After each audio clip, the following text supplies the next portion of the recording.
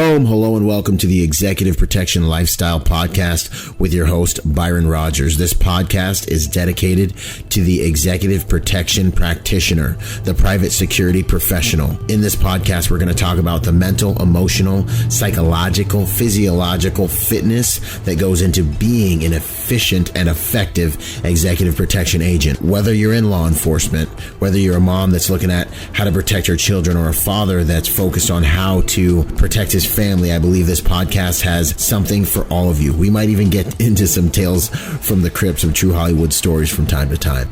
I'm doing this podcast because I feel the reality of this job is simple. If you really want to be good at executive protection, it's more than just a job. It really is a lifestyle. And those of you who've been in the game for any serious amount of time, you already know what I'm saying is true. So if that sounds interesting to you, enjoy the show. Out.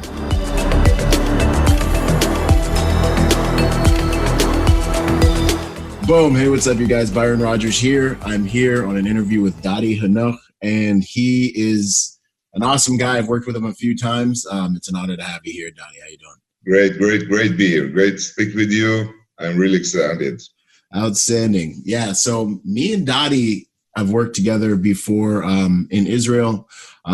It was one of the I've been to Israel over a dozen times, and this trip specifically was one of the trips where I learned more than I've learned really working with anyone over there. Just the way that you do security, man. It's like there's guys that do it, but then there's this feeling you get when you're working with somebody, and it was like you just had that pro. You were just a pro, man. Thanks, man. Yeah. So I've been looking forward to having you on this show for a while, so I'm glad we're finally able to catch up. Just a little background for those of you who aren't sure about Dadi's background. A Homeland Security expert with over 20 years of experience, ranging from dignitary protection to aviation and diplomatic security. So 20 years in the game. After a 22-year career in the Israeli Prime Minister's office, serving in a variety of security and management positions, Dadi took his experience to the private sector. He has started his career as a special agent in the Israeli Dignitary Protection Unit and moved on to operational and management positions. After serving as chief instructor of the Israeli Dignitary Protection Unit, he was posted overseas as the security manager of Israel's diplomatic mission and aviation in Cairo, Egypt, and the security director of Israeli Aviation in the United States West Coast. His last position in the Prime Minister's office was head of branch, in charge of direction and regional regulation of security overseas facilities and diplomatic missions. Born and raised in Israel, he served in the IDF, Israeli Defense Force, as a special forces sergeant in a counter-terrorist unit. So that's an awesome background, my friend. It was too long, man. It was long. And I read like a Marine Corps grunt, man. They all know that. The listeners have heard me butcher a lot of reading things, working on it, But yeah, man, 22 years over there working on all that stuff. Yeah. That's huge. So why'd you get into this game? What do you think drew you into this line of work? I know you guys are kind of... when you're young and I just finished my duty in the Army, you don't think too much about, future. You want to do something awesome, something, that will continue your service in the Army. You're looking for something interesting. And I got some kind of I replied to this agency, and things, running fast, and you find yourself next to the Prime Minister. And since then you're there, you get promoted and you're doing all kind of stuff. And after 22 years, I felt like I want to do something else. I want to look for something else. So I shift to the private sector, but for 22 years, it was awesome. It was very dynamic, very interesting, very professional. It's like the top of the game. And I enjoyed so much. And, we had some difficult time. We had some very intense period of time, but it was, on perspective, it was a very, very good career for me. It fulfilled, all the things that I needed in this time. Yeah, that's awesome. That's good to know that you hit all the things that you needed for. I feel like men have like an internal, like a checklist almost. Like, you need to know that, like, for me, my father's extremely masculine, strong, successful businessman. He got shot at point blank range with a shotgun when I was a kid. Survived. Just came back, so he's a man's man, so I'm thinking, like, how am I going to be a man, like, to this man, so I think that's part of why I joined the Marine Corps. I'll go fight a war and hopefully I'll earn some respect, but can you describe what kind of the feeling was? Like, one of the things I noticed when I was working with you is, like, me and you would have a great time just talking and sharing and everything. But when it was time to work, Dadi flipped a switch. He flipped a switch and it was all business. And I was like, boom, what was the feel like working, when you were working with the Prime Minister and working that type of security? Well, I'll tell you something. The first official event for me as a security agent was the funeral of Prime Minister Yitzhak Rabin that been assassinated, and it's kind of a big scar when you get inside an organization that you think is one of the best, and your first impression is that the top dignitary person that you are supposed to protect be an assassin. And the next thing you have to protect all the VIPs, all the dignitaries that's coming to his funeral in Jerusalem. Wow! Yeah. And it was a hard time, but I saw it as a kind of a mark for me.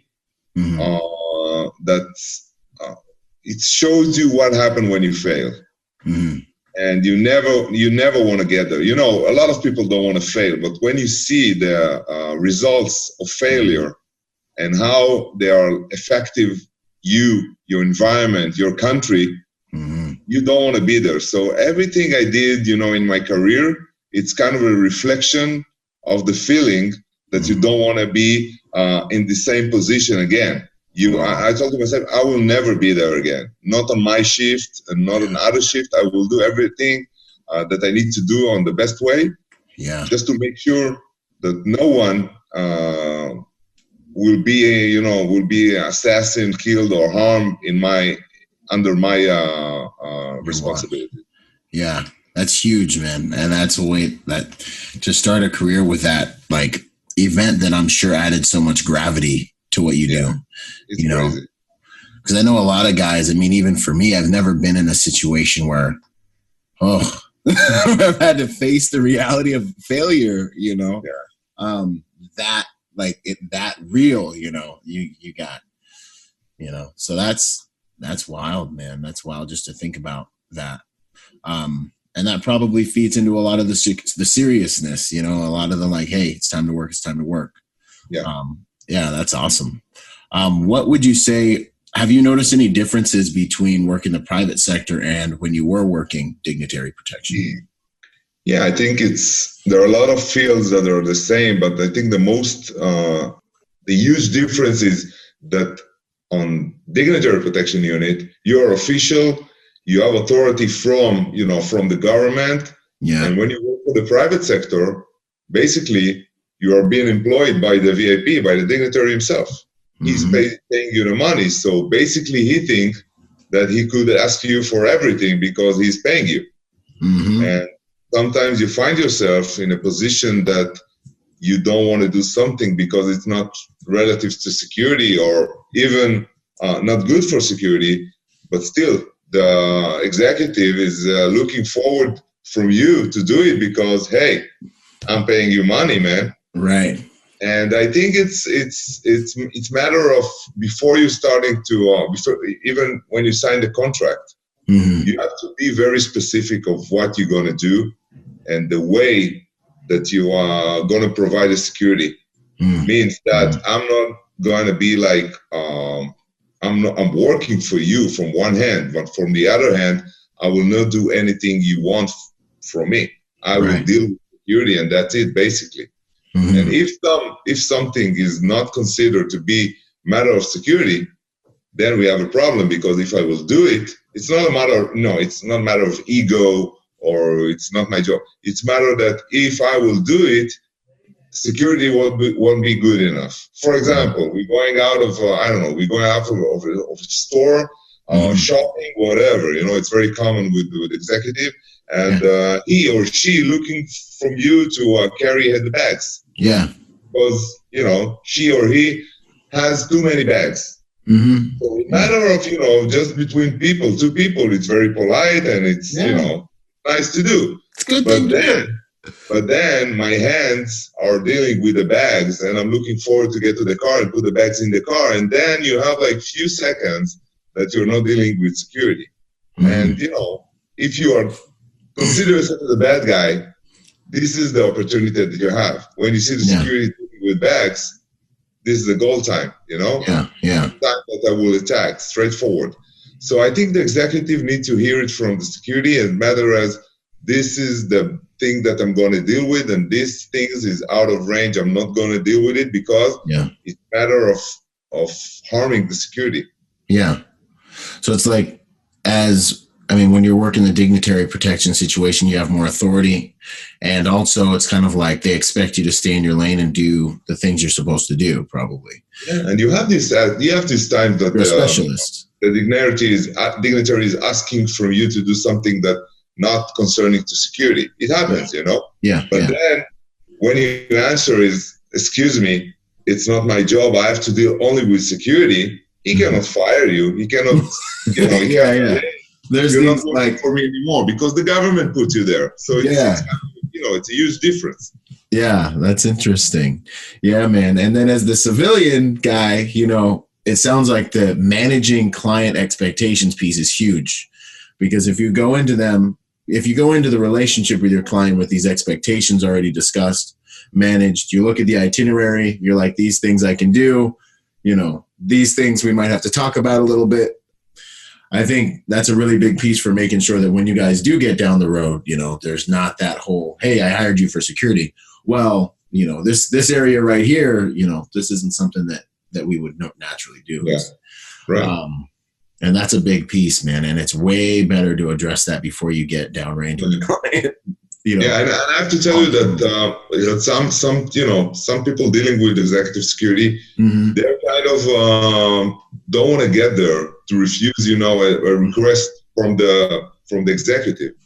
But I think it's the wrong perspective, because the executive looking to hire someone that is a professional. Yeah. The executive, he can see through, because he knows that when you carry his bags, it's not good for security. It's more convenient for him, maybe. But if you tell him, if you will be very professional and very polite, and you say, excuse me, sir, I won't do it, because in this time I think I have to deal with security and I have to protect you, and this is what I'm here for. I think eventually he will appreciate it. Although maybe he don't like it, but eventually he will appreciate that he hired someone that is a very professional. Yeah. I think when it comes to saying no, in general, I've learned that a lot of these VIPs and executives are around yes men all the time. So everyone is yes, which there's a place for that and there's a way.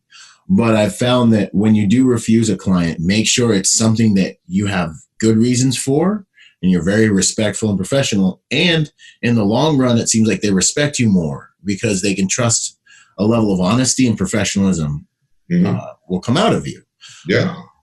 And so, yeah, man, that's good stuff. If you can articulate it, then it's good,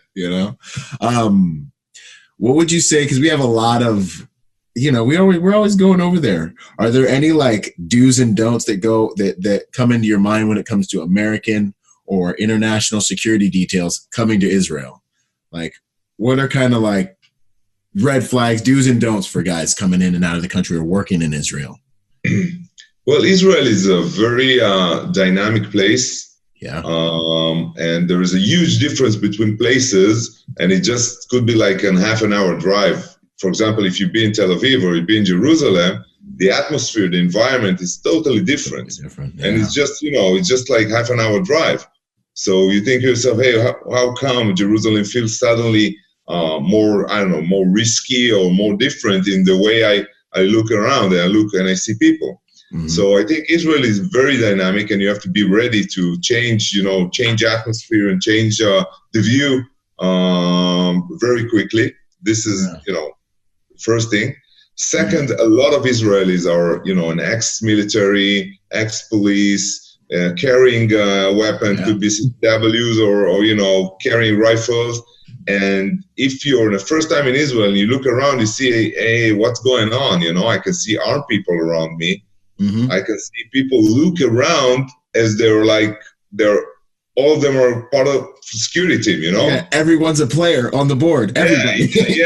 And everybody is looking around. Everybody sometimes looks, kind of a suspicious behavior because they look at you because they can see you're a foreigner. Yeah.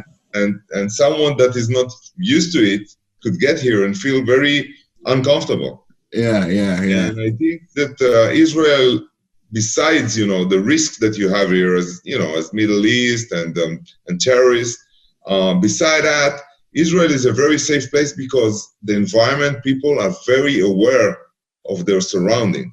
Mm-hmm. And if there is someone that is suspicious or acting or behave suspiciously, the environment, the people will locate him and identify him. And it's kind of an easy way for you as a security to deal with, because you're not by yourself. Yeah. I work a lot of places in the world, and most of the places I've been to, people are very naive.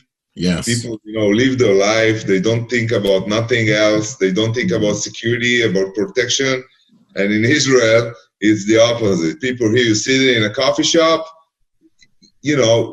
every 5 or 10 seconds, you'll split eyes with someone, it's like everybody's looking around, and it feels awkward in the beginning, but I think for security, it's kind of a good thing. Yeah. Yeah, no, I love that, man. I love it. I feel safe with it, man. I think I said this story before, but I was buying a knife in Israel that like Ben Yehuda, there's like a little military shop in Jerusalem, and I walked in there and I'm like looking at these knives, and everyone was making fun of me in the whole store. They're like, why don't you just get a gun? And everyone's carrying guns. And I was like, geez, I'm bringing a knife to a gunfight, man. And it was funny, but I love that, man. It's everyone's armed and everyone's ready and everyone knows how to deal with things.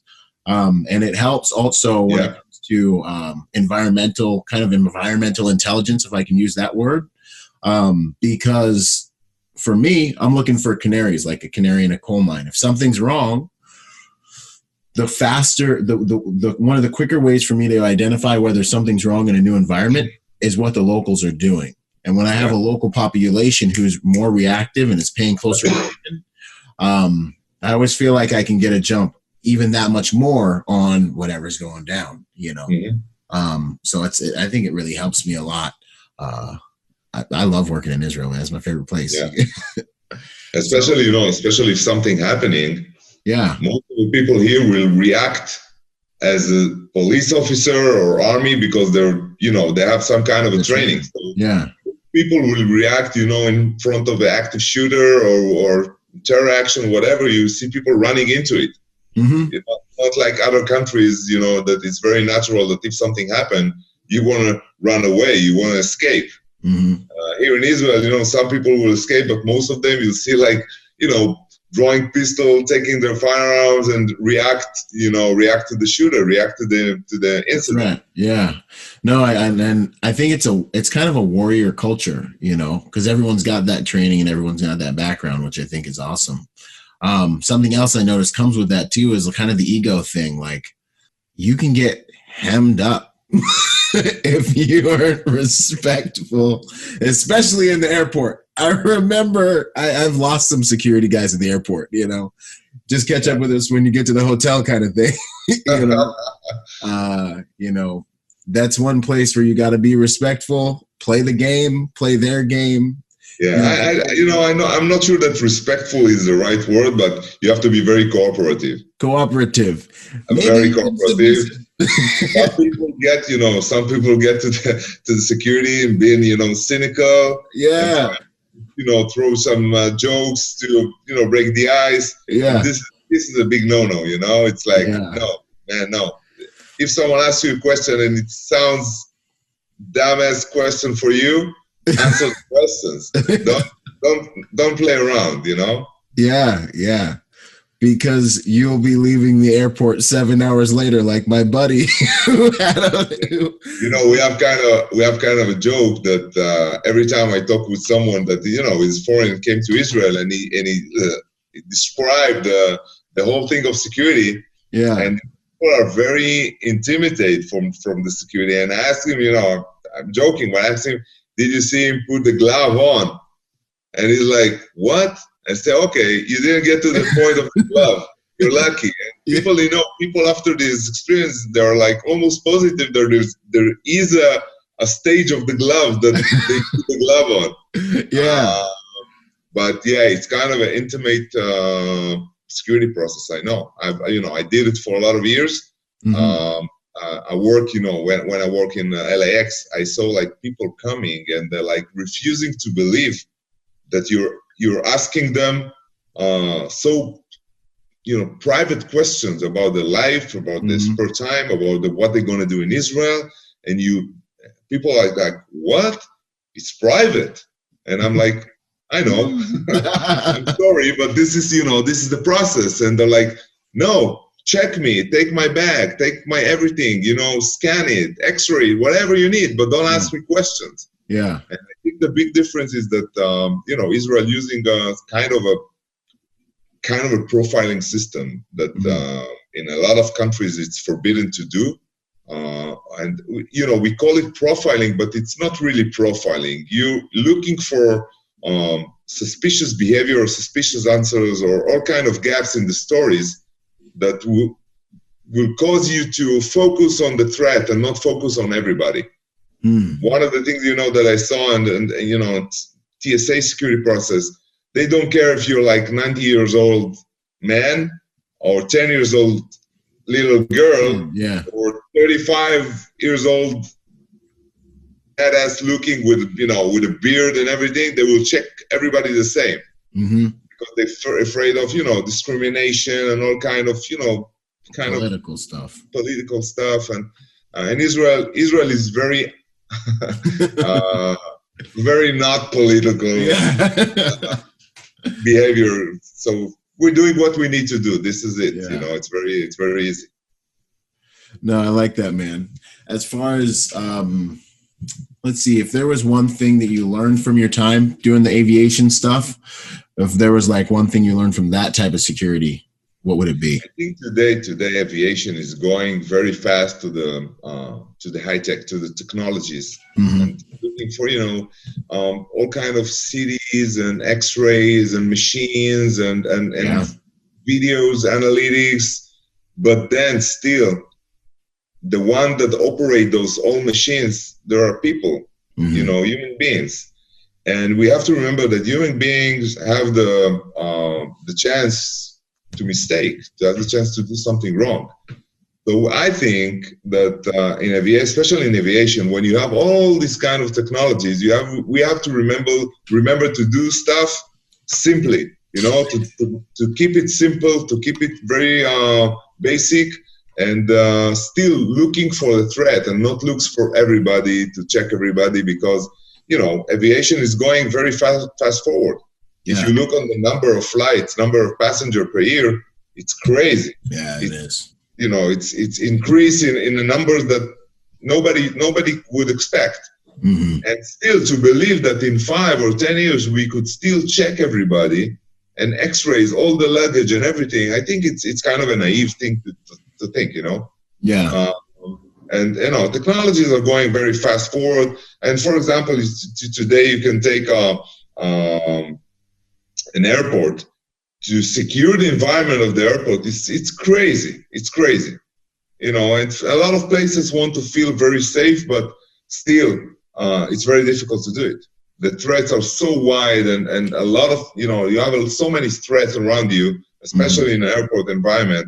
And it's, the numbers are increasing, and number of threat, the number of, you know, and today if you ask any terror organization, serious one, what is main goal? They want to take off an airplane. This is the best, That's, you know. like this is like the top ranked target. Wow. That's good to know. That's good to know. I didn't know that, man. But it is like, it's just all the movement and all the people and all the different things taking place in an airport. Thinking about securing that, man, is just, it's an ominous, ridiculous task, you know. Wow. Yeah. I mean, even, you know, for me, like I was talking with you earlier, learning about, you know, these last few years more about site security and securing a facility. It's still private security, but it's just a different mindset, you know. Trying to put that onto protecting an airport and the aircraft and all the different ways in and out. It's huge. What would you say your biggest takeaway was from what would you say was your most impactful experience within the diplomatic security realm? Well, you know, definitely would be the time in Egypt. You know, I was there while the revolution started in 2011. And it was crazy because most of us living in the Western world never experienced revolution, especially when it comes to, you know, in a Muslim country. There's a lot of people that they're uneducated, they're on the streets, very violent. You cannot expect nothing, you know, for the next hour. You cannot assess anything. It just no happens, stability, you know? like no stability. Yeah, it's crazy. And no one can help you with, you know, just to assess the threat. And it's crazy thing happen to you like every hour or so, and it's kind of a very, very dynamic and very, very scary position, because you feel like so vulnerable, and that you don't have nobody to help you, you know, in matter of just to understand what is the next stage, what will happen tomorrow, what will happen next week. It's just happening, you know. It's kind of a crazy. And in Egypt, I think for the first time that something bad will happen, like definitely, you know, like for sure. Yeah, you know, in all time of security, I think this is the big difference between, you know, military and security, because in military shit happens like all the time. Yeah, absolutely. You're going somewhere, you know that, you know, shit will happen, you know? Yeah. Here we go. But in security, in most cases, shit doesn't happen too much, you know? Yeah, exactly. You know, me after 22 years in the service, I never shot one bullet on real time. Yeah. Never had the chance and never needed to, you know? Right. And when you work with security, you have to work in a mindset that something will happen. Something will happen today. You're working on yourself, you know? Yeah. And in Egypt, I felt like I'm in the military again. Wow. I felt like it's a switch. This is not security anymore. This is surviving, you know? We are on a mission. It's kind of like military military thing, you know, operation, and we have to be like very on a mindset as, you know, combat unit in the military. It's not security anymore. Yeah. But from the other hand, we still were security. We didn't have the equipment of the military. We didn't have the, you know, the sources of military. Yeah. So we were security agents, diplomatic security agents in Egypt, in the middle of a crisis, in the middle of a revolution. And without any resources of military. So it felt very, very uncomfortable. Man. Yeah. that's a lot, man. That's a lot. Yeah, it's intense, man. It just takes everything and switches it, you know. And it's good that you had that military background to be able to, you know, go back there, you know, to be able to go back there and be like, okay, it wasn't like a really culture shock necessarily thing as much as it would have been, you know, for like a civilian that's never been in a situation that's so dire. There's a big difference, I think, in people that have experienced those things, just in the way that they address it. So that's awesome. What would you say what would you say the hardest lesson that you've learned in executive protection, like a time where you maybe made a mistake and learned a lesson, was a lesson, you know, that our listeners could really benefit from understanding?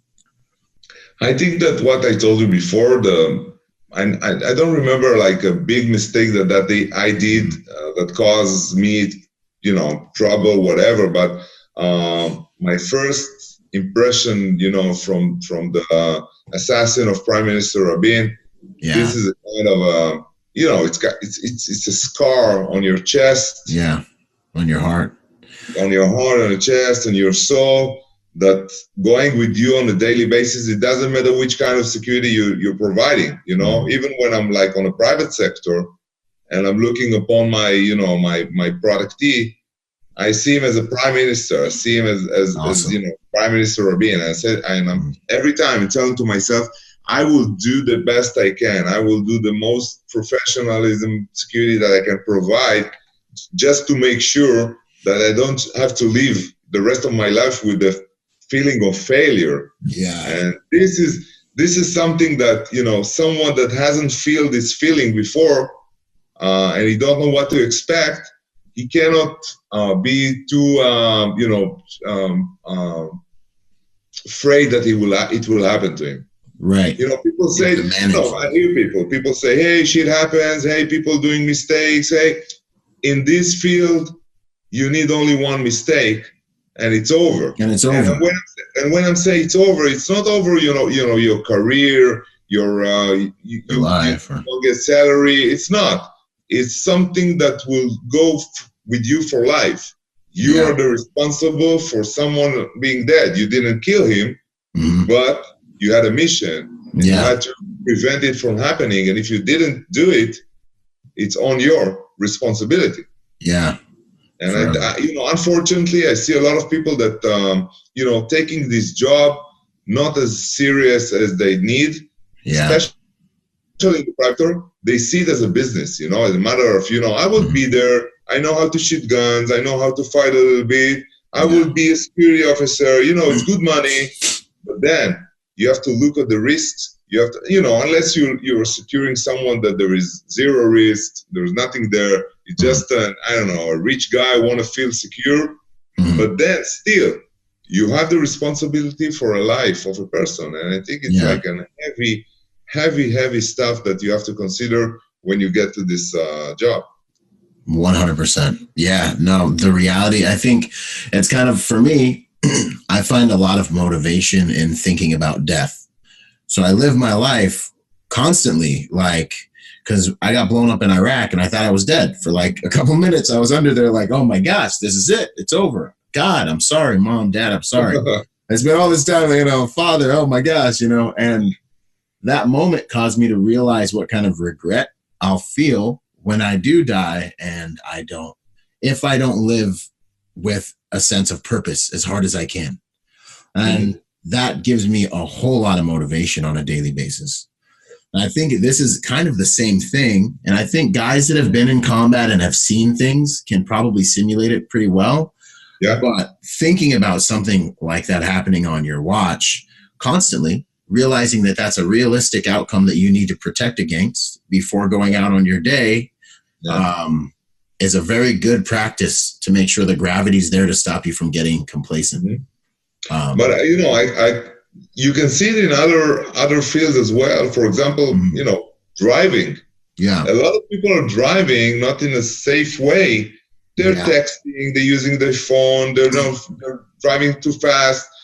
Sometimes under influence of alcohol. Yeah, and if you take someone that has a serious accident, but he's okay, but he killed someone. Yeah, he will drive completely different for the rest of his life. Yeah. And if you ask him if you could, turn time back, would you? And he say, definitely, because it's something that it sit on your heart, sit on your chest, and you don't want to. But it's the same, it's the same with everything we do. Human being had kind of a way to reduce responsibilities, to reduce the level of how am I responsible for someone. It could be in a factory, it could be, driving, could be everywhere. Business. But I used to say to people in each and every work, be responsible,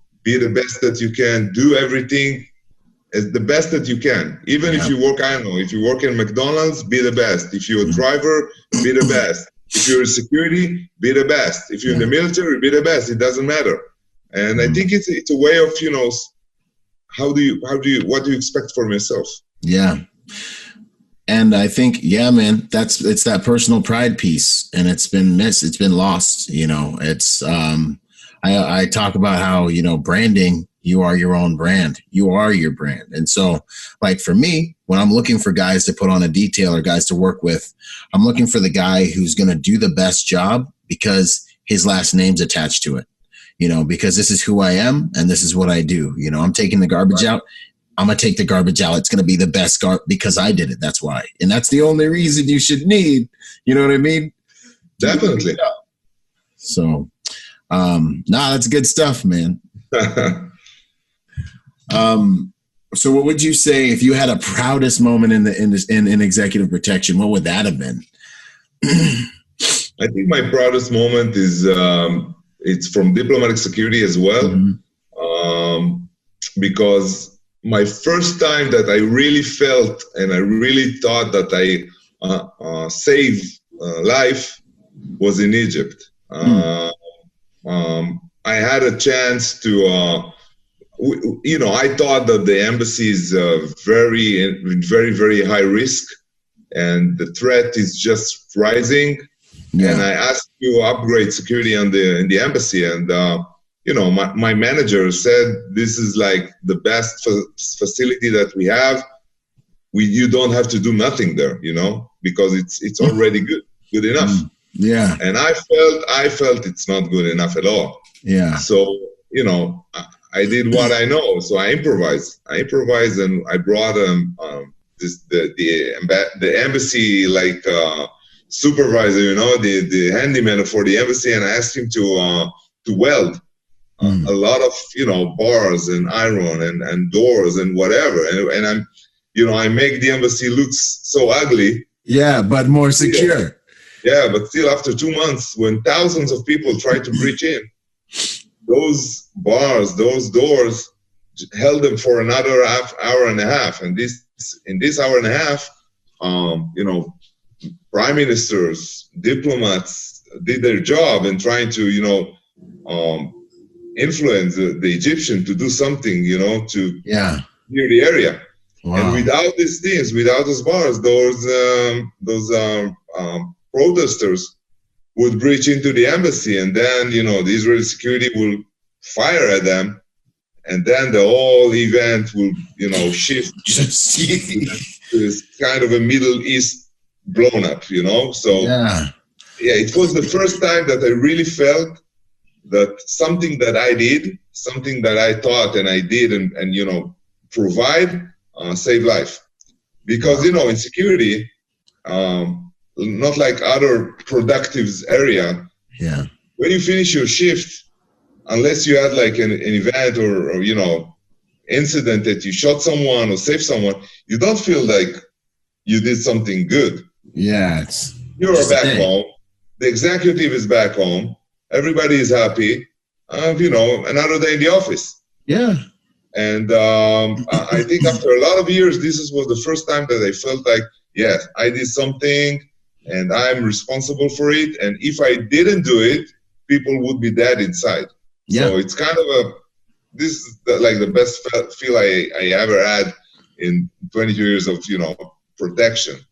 And again, not like in military. In military, every time you're going for an operation, it's either succeed or fail. Yeah. That's it. Okay? There's no in between. It's binary. Yeah.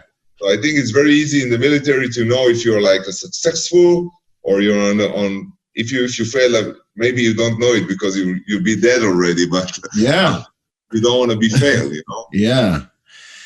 That's interesting, man, because you're right. Like with security, every day is like just this, like kind of just flow. Everything's okay, which is so dangerous because that's how we get complacent, you know?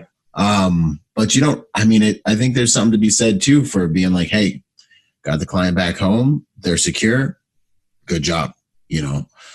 Because I think every day before I go to work, hey, this can be your last day at work. Mm-hmm. Take it seriously. You know, the day you don't take it seriously is the day you make a mistake and you could die or get fired, you know? Yeah, and I think, you know, even the best, if you take the best profile of security officer, security agent, yeah, even this guy would be not 100% alert during his day, especially after, you know, few months, few years in this job. Right. You cannot provide 100% awareness. You cannot. Yeah. And sometimes, you know, you're thinking about, I don't know, your wife, your bank account, your next job, your problems in life, or your next trip, I don't know, to Hawaii, whatever. Yeah. And it's the time that you're not 100% focused on your mission. And it happens to everybody. Yeah. I never met someone that say, "Hey, no, I'm 100% focused on my mission." No. Yeah, it's like, you know? And I think the best thing is to be aware that it's happening and then to stop it. Yeah. Like, okay, I'm sailing with my mind right now, and it's not good. Stop it. Go back to. And for me, what works for me was. Immediately when I felt like I'm traveling with my mind and I'm not focused on the mission, I just thought of an attack. I said, yeah, like what would happen right now? It's going to be an attack like in 5 seconds. What I'm going to do? And it shifted me directly to security again. And I think this is each and every one has had to find the way for him to stay focused, right? Yeah. So it's difficult. It's a very difficult job because a lot of time, nothing happened. Oh yeah, for lots of time.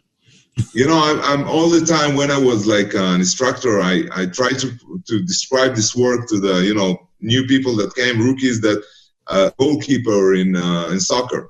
Yeah. You know, so yeah, like a goalkeeper. Yeah. The whole team is, you know, attacking, and you back there in your goal, do nothing. And you're drinking water and you exercise a little bit and you stretch. And then in the split of a second, there is a counter attack and they score.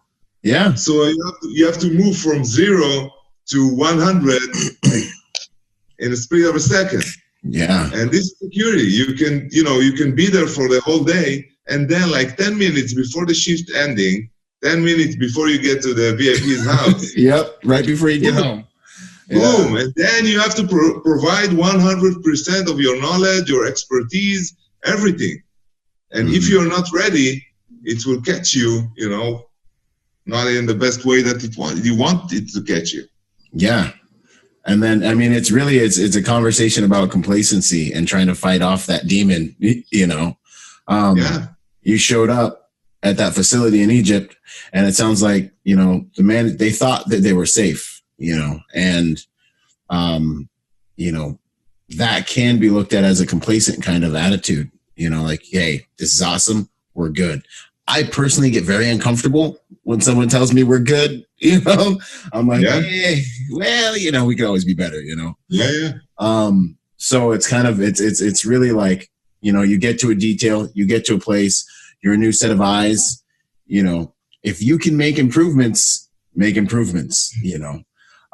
Trust your instincts, you know, and fight the complacency, you know. It's especially now that we have these cell phones all the time. Oh, crazy, right, crazy. You know. Even crazy. I have to fight the cell phone thing sometimes because I mean, some of the things we do have to do with cell phones, but you know, like that complacent attitude is, hey, and also the psychological drilling. I do that. talk about that a lot, especially like when I was in Iraq. I talked about it a lot because my squad dudes would be like, hey, what's combat going to be like? And I would tell them, hey,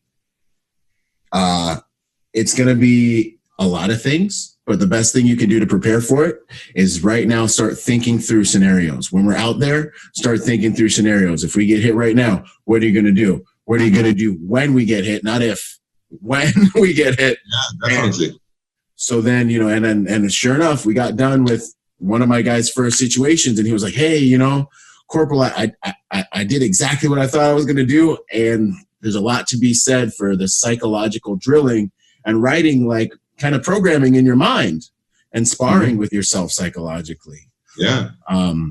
Especially in this field of security, a lot of people that came from, law enforcement, military, that had a lot of intense events in their career. Yeah. And then they move into security. They feel like security is kind of, boring. Yeah. I can relax here. This is not Iraq, not Afghanistan. Nothing happened, and it's kind of a wrong way to think about it. Yeah. And I think that one of the problems in this field that people really don't believe that something will happen. Right. Not like, in military, as you said, that when it happened, not if it happened. In security, a lot of people think if it happened. And they don't have a really good threat assessment. Mm-hmm. They think about the thing that, okay, what I'm going to do today, the VIP will be in his office, and then he's going for a meeting, and then he's going to the gym, and okay, it's a very routine day, very regular day. What could happen, Mm-hmm. And you have to be very aware of the risk. And I think that each and every executive got his own risk, his own threat. It's not the same. When you move from one to each other, you have to think, okay, what I'm dealing with. I'm dealing with, robbers. I'm dealing with someone that want to kidnap him, or I'm dealing with someone who want to kill him. What I'm dealing with, Yeah. How is the threat will occur? It's going to be someone that's going to stab him with a knife, or someone that's going to threat with a pistol from short distance. Mm-hmm. What I'm dealing and because you cannot provide, especially when you work by yourself, you cannot provide an 100% umbrella of security for all the threats. So you have to focus on the threat that are really the real one. After you assess them, after you thought about them, after you consider which kind of solution do you have for this threat. I saw someone, not in private security, it was governmental security. He used an umbrella when he got outside of the building with his executive. Okay. And I asked him, it wasn't raining, and I knew what the umbrella is using for, but I asked him, hey, why do you use an umbrella? And he said, I'm dealing with a sniper. I don't want a sniper to see the executive.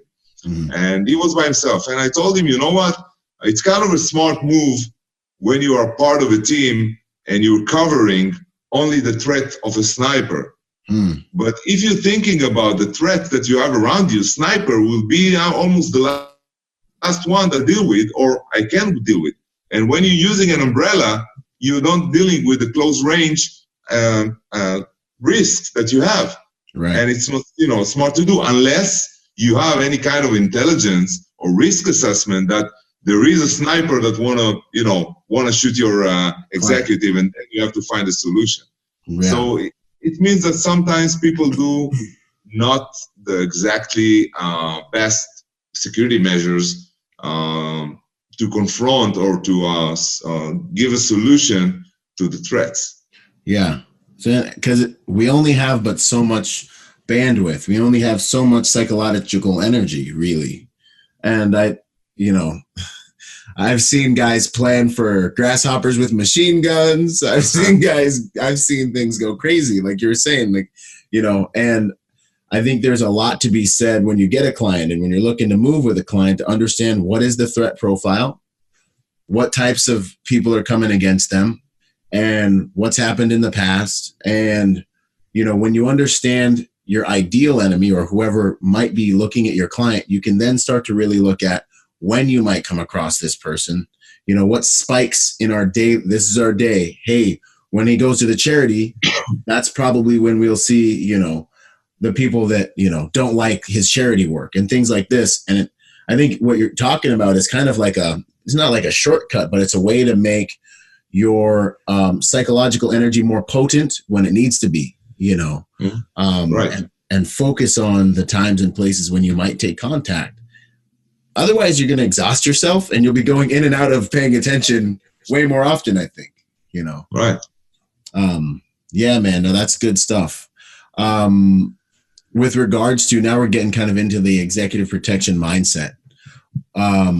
What would you say is the ideal? How should someone be thinking when they're moving with a client and doing executive protection in general? What kind of things do you think, kind of mindset piece, you know? I think the first thing that you have to do is to put I call it the prevention disc on your system. Okay. You have to deal with prevention. You have to deal to prevent an attack from happening. And when you work by yourself, you always be the second to react. Yeah. Someone will do something and then you will react. And if you are very good, it will take few seconds until you will react. And in few seconds, everything could happen. Everything. You could be dead. Your executive could be dead. Everything could happen. And, you know, I saw people that say that, hey, when I'm training in the range, I can shoot the target in 1 second.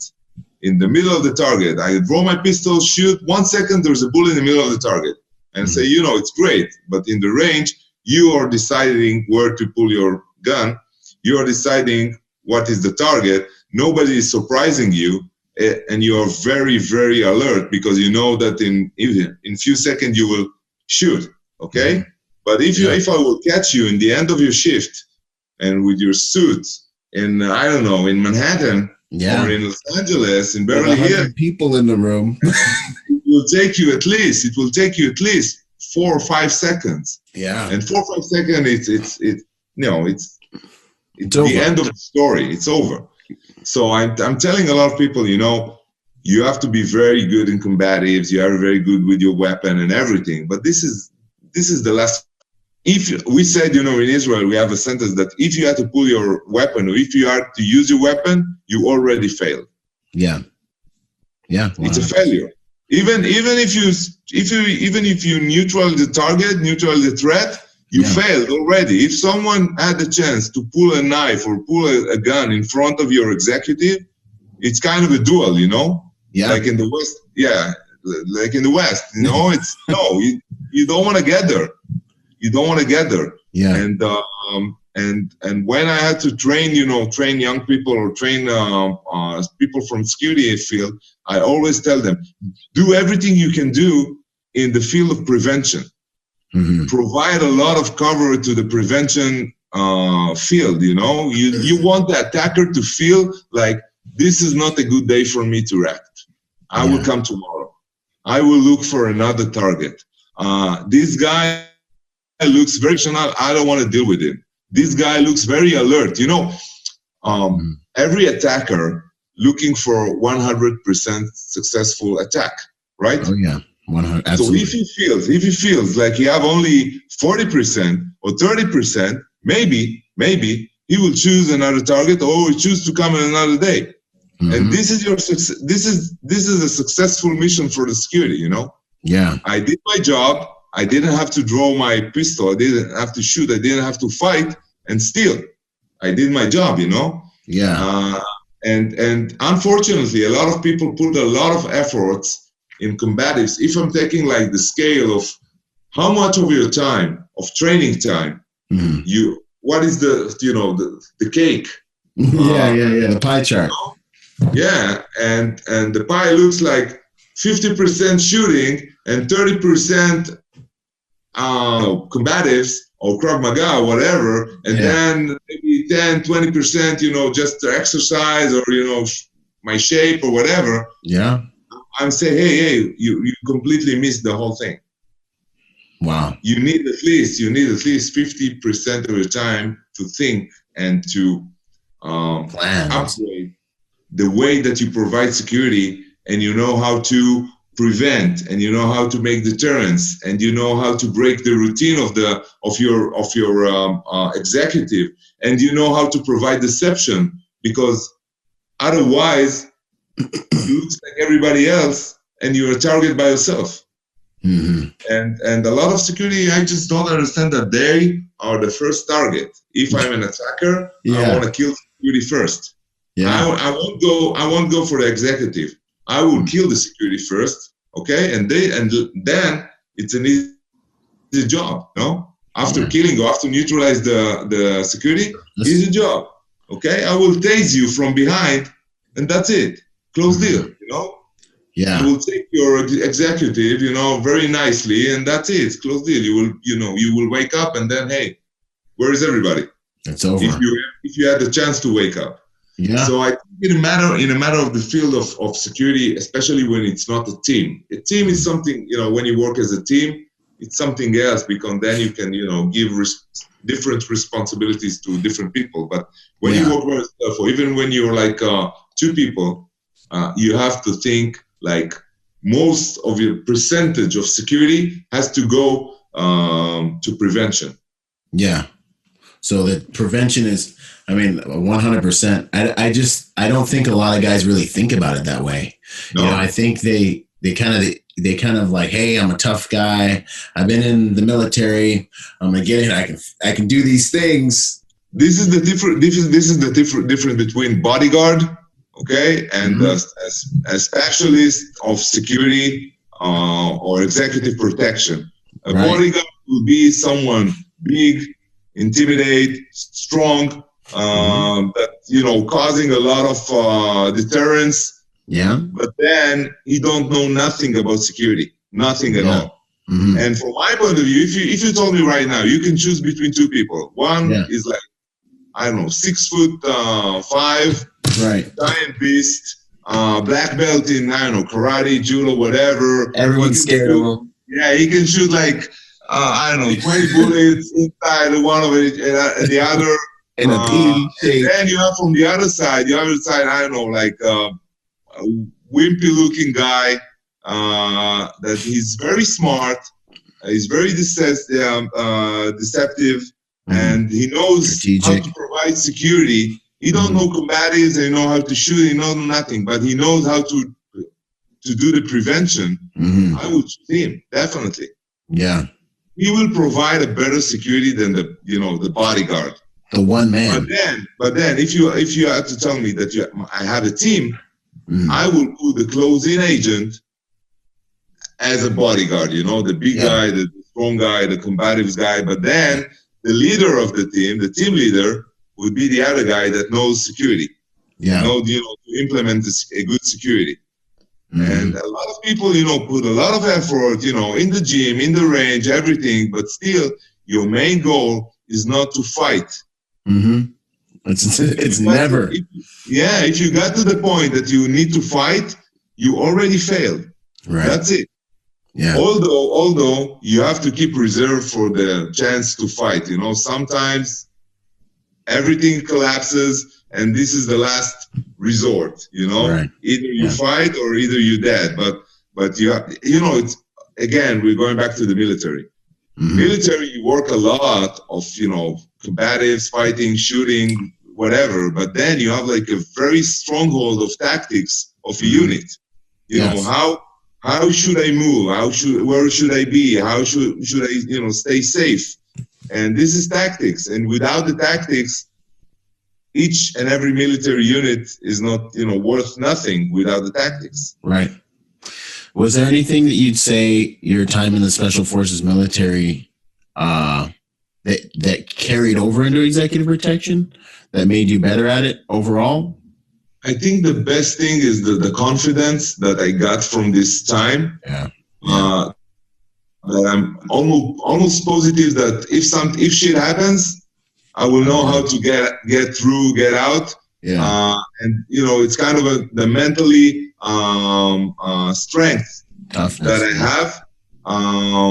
I think this is the best thing that I can took from this time in the army, in the military. That's awesome. Yeah, no, I would have to agree. Like all the damage and things that happened to me in Iraq and in the Marine Corps, and them just making me miserable. It gives you like a backdrop for and to all the veterans, like even for life, even like oh the bills and everything so terrible, bro. It's not raining. You're not wet and cold. You get to shower. You get to eat. You got to try not to be fat now. Yeah, I mean, like life's good, bro. Yeah. That's good. I have this discussion with my wife because my older son is like 13, and in 5 years he's supposed to go to the army, and and she's all the time beware not to educate him to be like in a combat unit or whatever. I want him to be safe. Yeah, and I told her that in my heart I'm very, very afraid from a situation that he will be under a risk or whatever, but still the thing that you gain for life from being in a combat unit, it's unbelievable. Absolutely. It's kind of a gift for life. Yeah 100%. I 100% agree.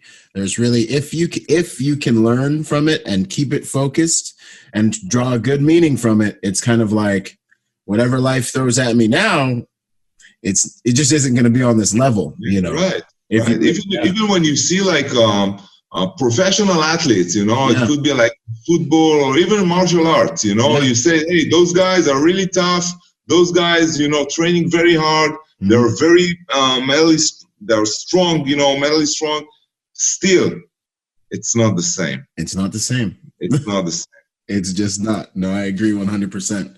And the things kind of back what you were talking about a minute ago with, I guess the way that I kind of understand a lot of it is the difference between strength and power.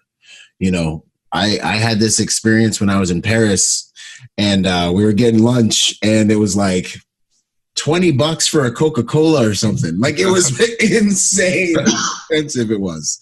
And so I'm sitting here and I'm like having lunch with my guys and I'm upset, and I'm trying to be cool, I'm trying to be nice. And inside I'm like, $20 for a Coca-Cola? You guys really want this? I'm like, what is this Coke going to do for me for $20, And I remember thinking, I look at the table and I'm with a bunch of special forces guys and, strong guys and all these like just legit dudes, and I'm thinking like, what am I missing? We have strength, and our like things, our feats that we've done have gotten us into like 1% of the security industry. And, I'm looking at my life and I'm looking at everything and I'm like, hey, young man, your physical abilities have taken you to this realm. This is as high as you can go, really, in this game. And you're up here and you're sweating a $20 Coca-Cola.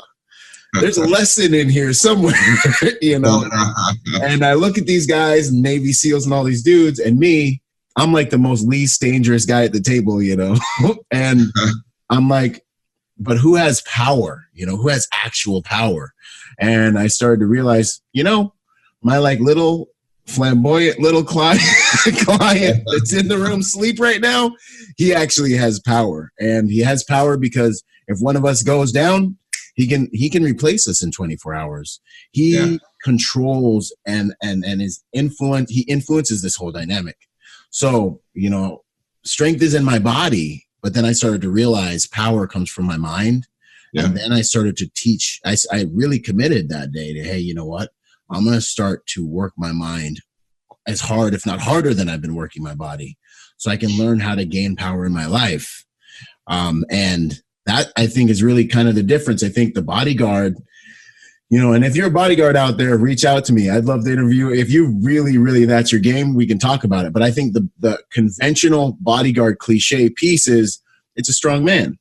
A strong man is very good in a lot of ways, but his power is localized only to his physical body. Whereas the intelligent one, someone who's, a trained executive protection agent, he's over here controlling the whole entire dynamic from, before the client even reaches the country, he's been planning and putting pieces on the chessboard so that things go his way. There's much more influence there. Right.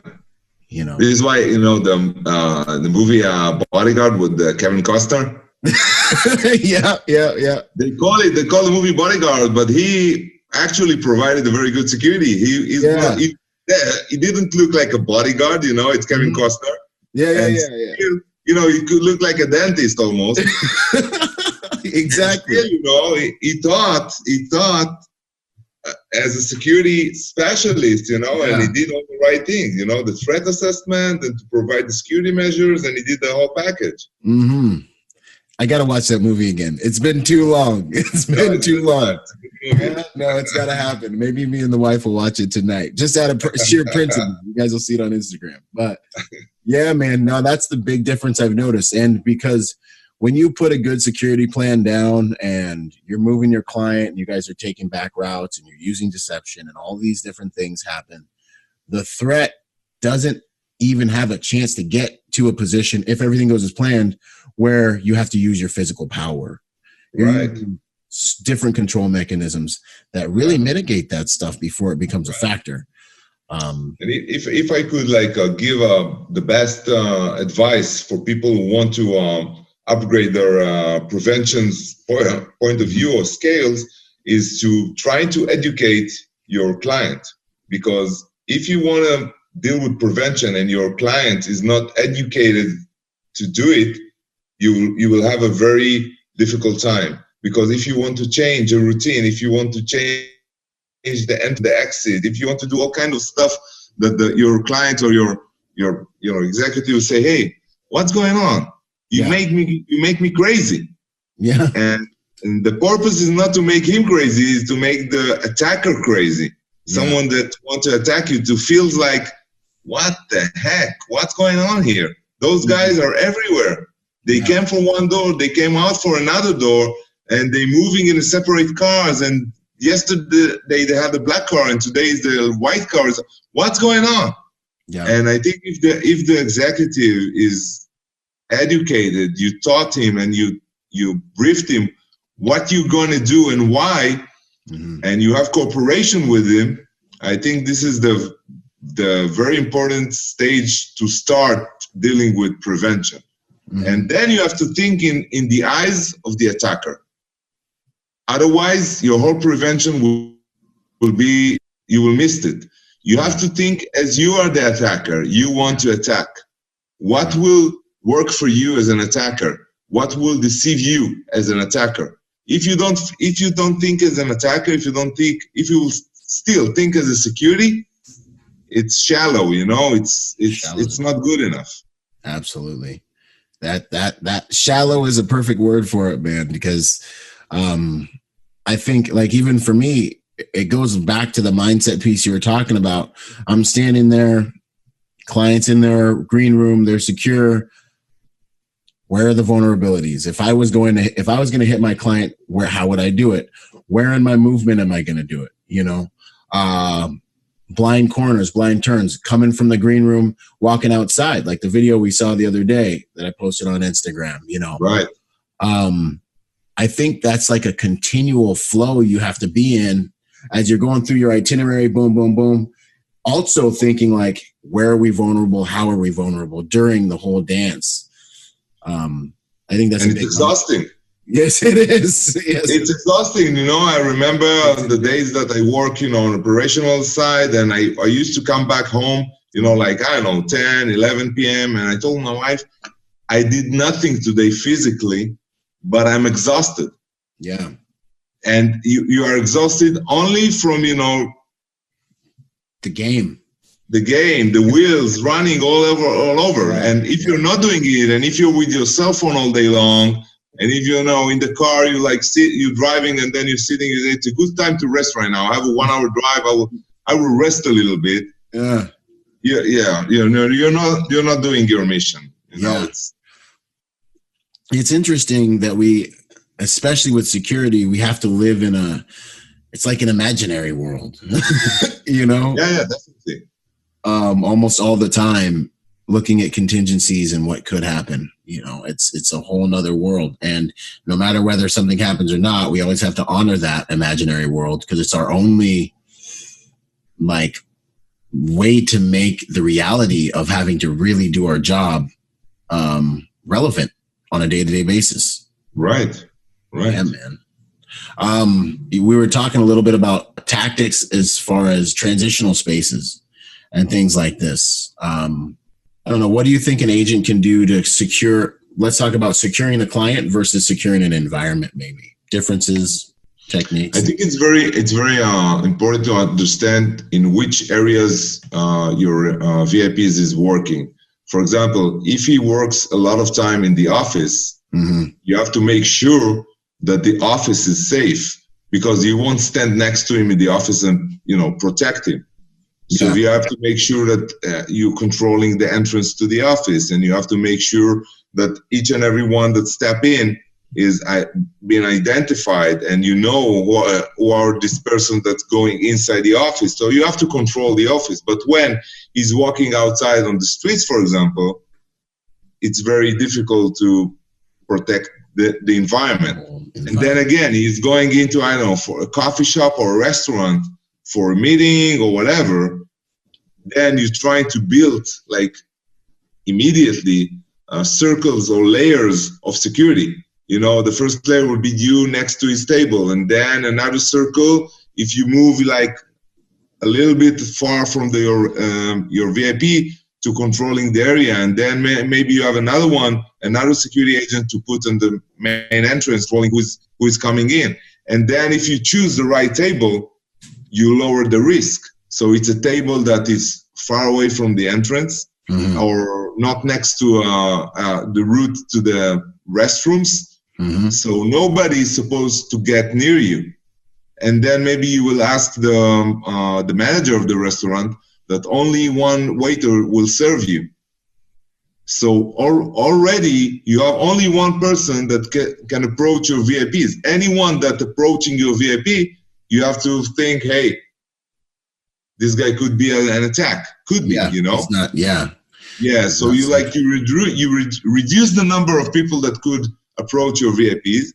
You put him not in the main entrance or in the middle of the restaurant or not next to the restrooms.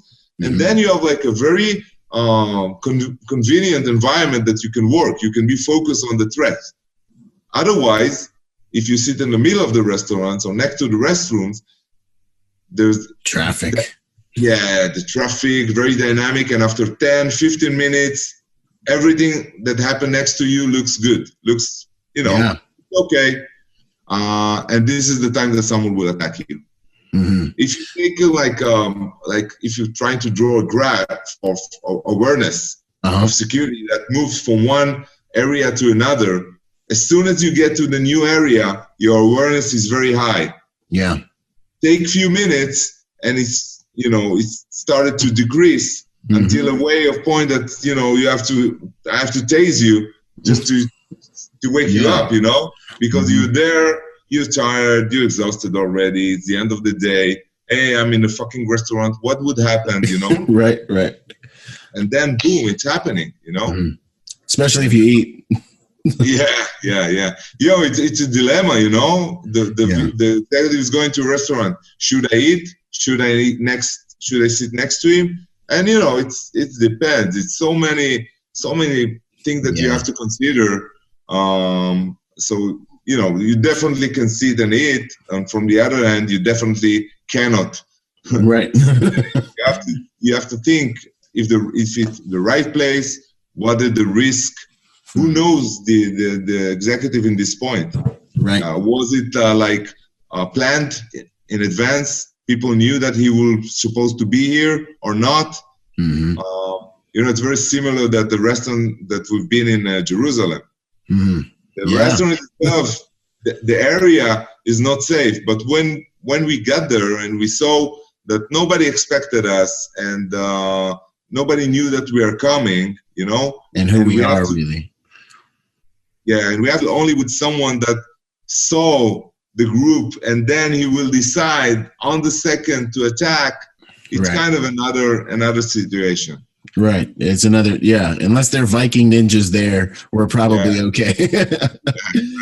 No, I understand this, man. And it's it's a very case by case basis, 100%.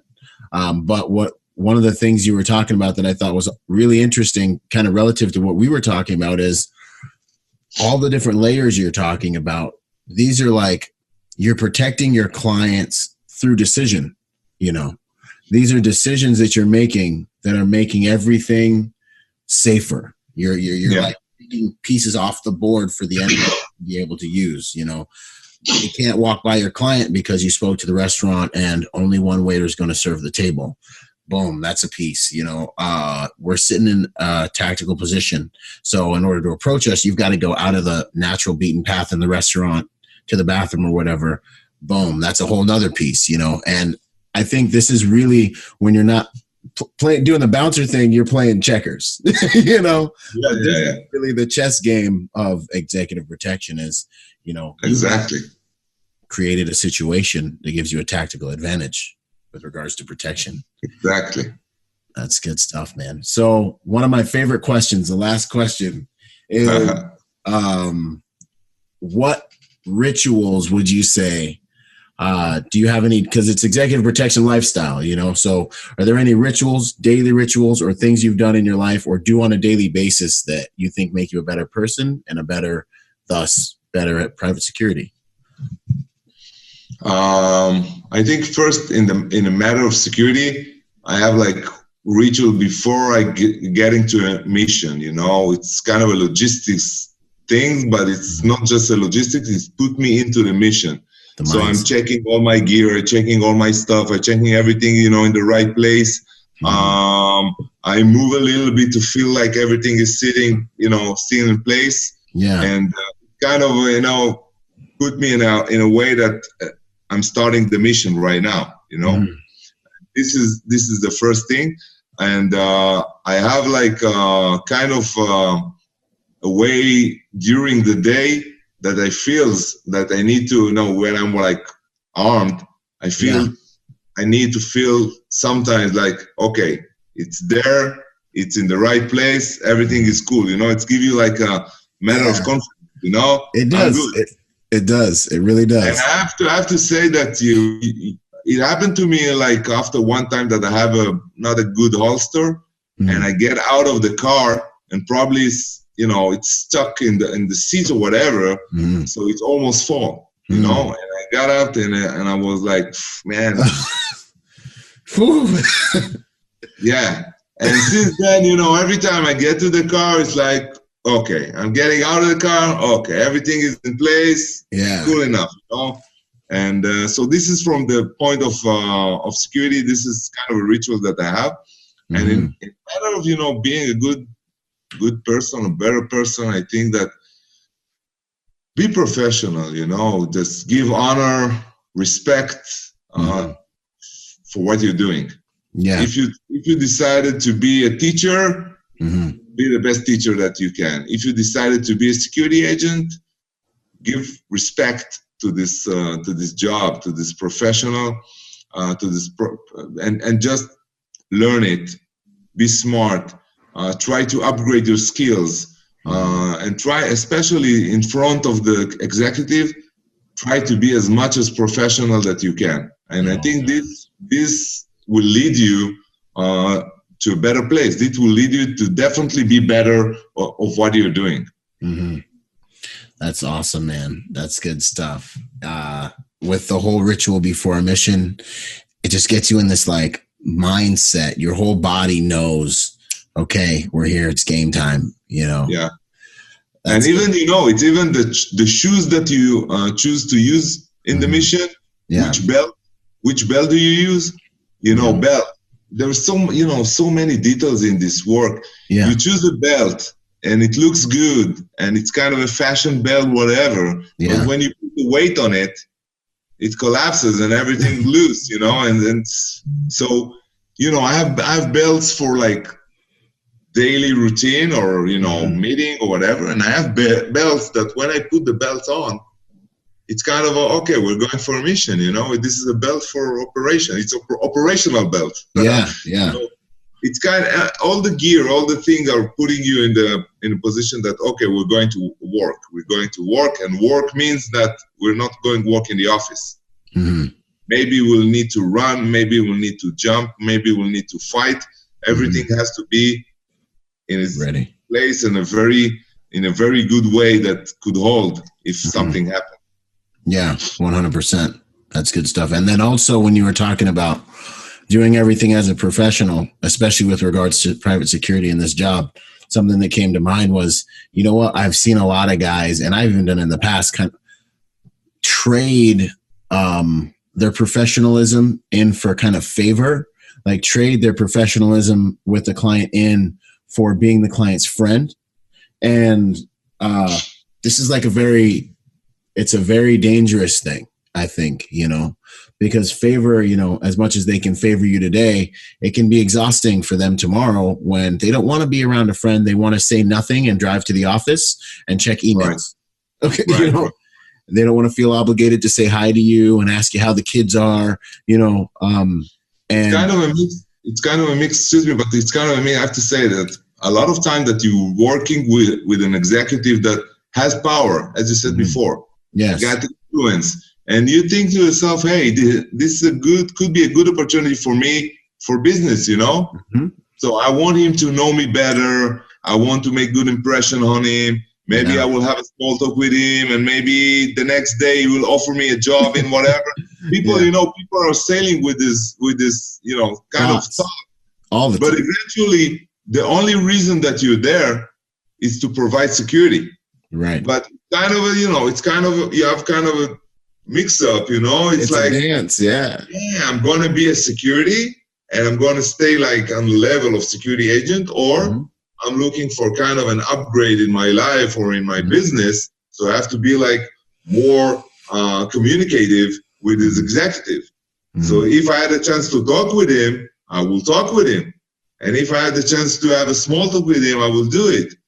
But then you have to be very careful. I'm not saying it's wrong, you know, right? But you have to be very careful that you're not going too far from one side, and you're not losing your professionalism as a way the executives say, hey, this guy is kind of a salesman. What he's doing here, you know? He's like, he's providing me like his business, you know? And now he's looking forward for you to provide security. So you have to be very, very careful and very, you know, to manage yourself, not to be so direct, or maybe not to be so assertive. Way that you wanna get business opportunities, you know. Yeah, and I think it's what I have learned is they're watching you do what you hired them to do. So when you gain their respect for doing what they hired you for, other doors will open as they respect you as a professional. Definitely. I think. Definitely.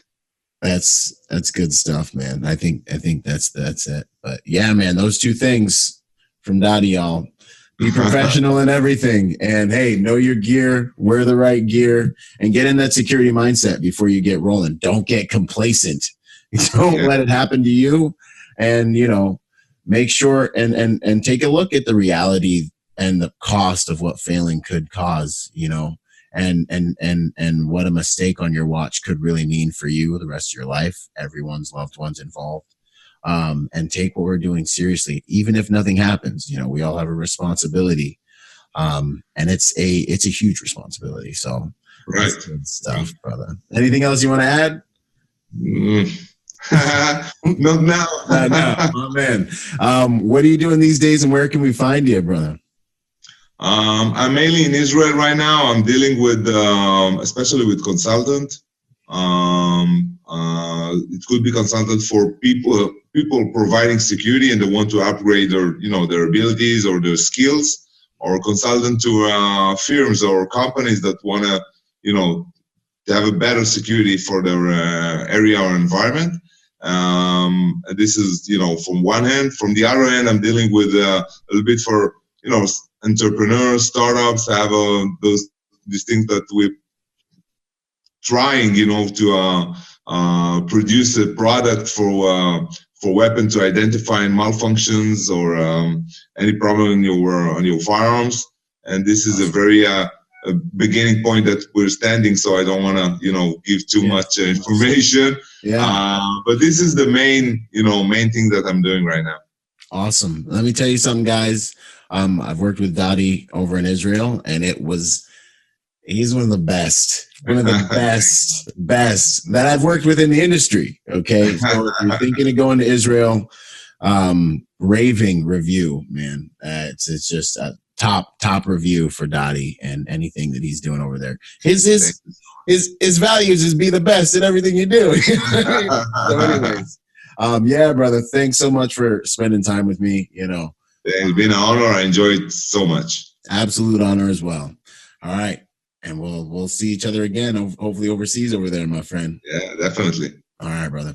Later. Out. Hey, and for everyone else, follow us on Instagram. Follow us on Facebook. Well, I look forward to seeing you all on the next podcast. Out.